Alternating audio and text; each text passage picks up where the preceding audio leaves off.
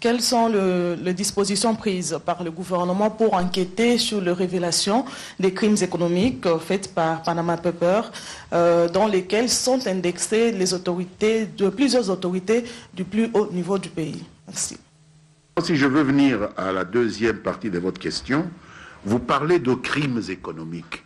Moi, j'ai entendu simplement une liste que des journalistes auraient découvert, mise à jour, de personnes qui auraient des comptes à Panama. Ils ont ouvert des comptes à Panama.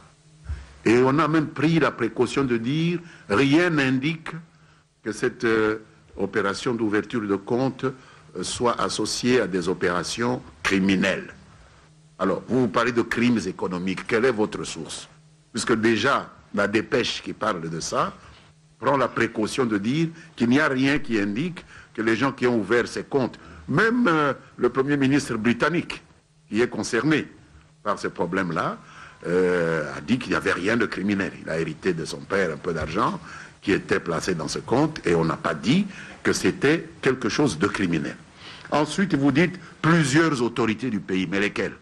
Je sais qu'il y a des individus, des personnes physiques, comme vous et moi, qui ont peut-être participé à des opérations financières dans des sociétés où elles étaient administrateurs ou ceci ou cela, lesquelles sociétés avaient ouvert un compte, d'après les renseignements que nous avons eus, et qui ont été cités, et qui, moi je vous le dis, parce que j'en ai parlé avec quelques-unes, attendent toute griffe dehors, toute citation dans un journal, ou dans une chaîne de télévision, ou dans une chaîne de radio pour déclencher une procédure judiciaire. Parce que ces personnes disent ne pas avoir de compte à Panama. Ce n'est pas parce que quelqu'un qui appartient à une même société commerciale que moi a un compte à Panama que moi j'ai un compte à Panama. Si vous le dites, moi je peux vous attraire en justice et demander réparation pour imputation dommageable. Donc il faut faire très attention, être très sûr de l'information. D'abord, il n'y a pas crime économique. On n'a jamais indiqué que le fait d'ouvrir un compte à l'étranger est un crime économique. Je ne vois pas en quoi c'est un crime économique dans la législation congolaise. Je sais qu'il y a beaucoup de gens ici qui ont étudié à l'étranger, même parmi vous. Il y a des gens qui ont de la famille à l'étranger, qui ont des comptes. Il y a des gens qui ont ouvert des comptes en Afrique du Sud pour se faire soigner quand ils sont malades. Ce n'est pas un crime que d'ouvrir un compte. Et deuxièmement, même la source qui a donné cette information a pris la précaution, craignant justement les conséquences judiciaires de telles révélations, que rien n'indique que ces comptes soient liés à des activités illicites ou illégales. Donc je pense que la définition de la situation que vous faites n'est pas conforme à la dépêche telle que nous l'avons connue. Et deuxièmement, moi je n'ai pas vu d'autorité du pays qui ait été citée là-dedans. Et même les personnes qui ont été citées, quelle que soit leur place dans l'espace politique ou social congolais, ont démenti avoir des comptes à Panama. Il faut faire très attention de citer des noms parce que vous risquez de vous retrouver devant la justice et de dire qu'il n'y a pas la liberté au Congo parce qu'on a cité un journaliste devant les médias. Parce que les gens ont aussi droit à leur honneur. Je vous mets en garde simplement parce que je connais cette information.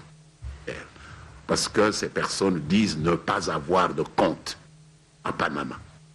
Ce n'est pas parce que quelqu'un qui appartient à une même société commerciale que moi a un compte à Panama que moi j'ai un compte à Panama. Si vous le dites, moi je peux vous attraire en justice et demander réparation pour imputation dommageable. Donc il faut faire très attention, être très sûr de l'information.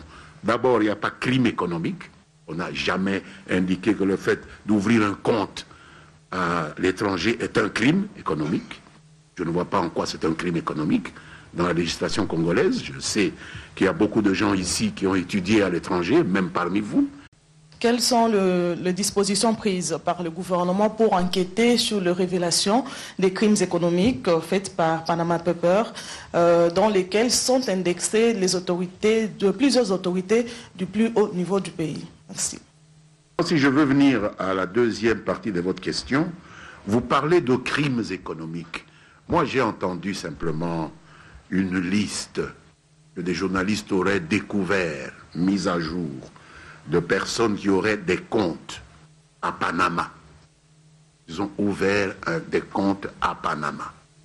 Et on a même pris la précaution de dire, il y a des gens qui ont de la famille à l'étranger, qui ont des comptes, il y a des gens qui ont ouvert des comptes en Afrique du Sud pour se faire soigner quand ils sont malades. Ce n'est pas un crime que d'ouvrir un compte.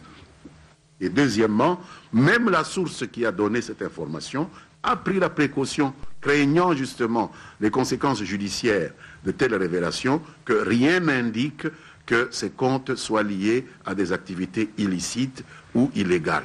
Donc je pense que la définition de la situation que vous faites n'est pas conforme à la dépêche telle que nous l'avons connue.